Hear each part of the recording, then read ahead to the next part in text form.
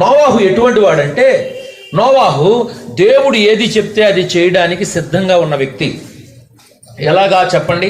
ఇంచుమించు 100 సంవత్సరాల నుంచి 120 సంవత్సరాలు నోవాహు దేవుడు చెప్పిన పని చేశాడు.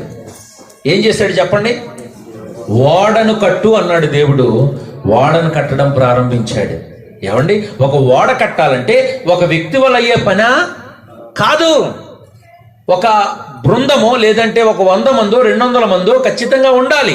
ఒక బిల్డింగ్ కడితేనే ఇంచుమించు ఒక 150 మందో 200 మందో కడితేనే అంత పెద్ద బిల్డింగ్ అవదే. అటువంటిది ఒక పెద్ద నోవాహు వాడ. ఎంత పెద్దవాడండి అది! ఈ మధ్య కాలంలో టర్కీ ప్రాంతంలో అరారాతు అనేటువంటి పర్వతం మీద నోవాహు వాడ శిథిలాలను గుర్తించారు. హల్లెలూయా!